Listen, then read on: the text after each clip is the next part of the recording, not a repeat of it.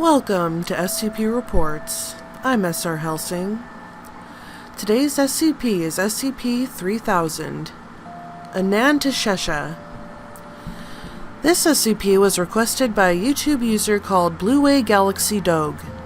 If you have an SCP creepypasta or pretty much anything else you'd like me to read, please let me know in the comments or send me an email at officialscpreports@gmail.com. SCP-3000 is a massive aquatic serpentine entity strongly resembling a giant moray eel.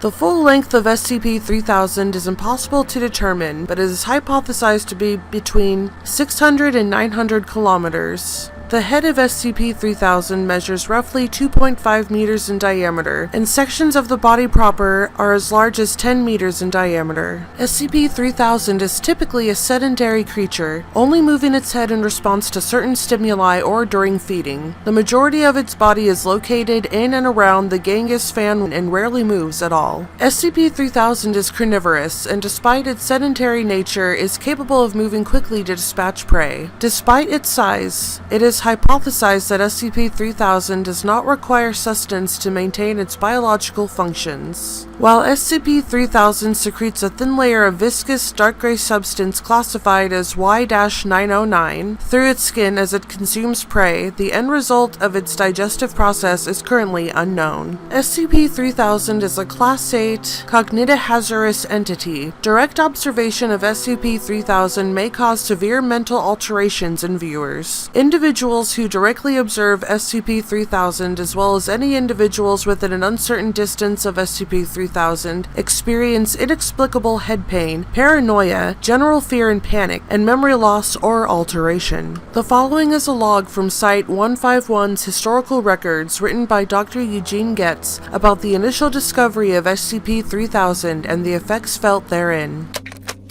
The unease was felt throughout the entire crew as we descended on that first night. Whether this was due to our uncertainty at what we would discover or something more sinister, I would not speculate. As we continued to descend, Williams began sweating profusely. When asked about it, he could not respond, stating he thought he was missing something he could not deduce. As our descent continued, he began to act more and more erratically, at one point addressing myself as Darlene and expressing uncertainty as to the tasks he was assigned to handle. Similar feelings were expressed by other members of the crew, but Williams felt it the most. His mimetic resistance was by far the lowest of all of us, but he was a biologist, not a mimeticist. When we finally came into contact with the entity, he began whimpering and had to be sedated. I remember him muttering the word "no" over and over again, as if in disbelief. He went silent after a while as we approached its head, and when I looked back at him, something had gone from his eyes.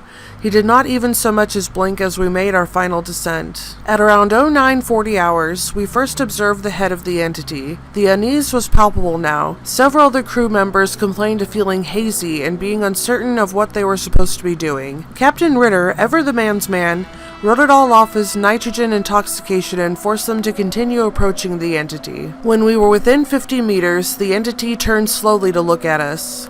Even now, as I recall watching this thing coil around in the darkness, I can still hear Williams barking like a mad dog in the rear of the vessel, screaming and flailing, shouting about how he could see it in his head. Perkins and Harrison tried to restrain him, but he got free and smashed his face in against one of the portholes. He hit it so hard he cracked the inner layer of glass.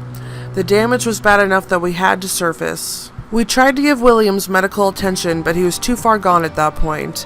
He had pulped himself against the glass, and despite the trauma, he still spoke briefly as he lay dying. Nobody recorded it. We didn't think to at the time. But I remember it well enough. He said, "There's nothing, nothing, nothing." By the time we had reached the surface several hours later, Williams was dead. At the time, I didn't think much about what he had said. Just the ravings of a man gone mad by the depths, I figured. I didn't know any better. But even now, I can still see the eyes of the creature. I see it hanging there in the darkness, illuminated by a light I cannot source. And I feel the lingering dread that Williams must have felt that night in the submersible as he was overcome by whatever void that foul thing slithered out of.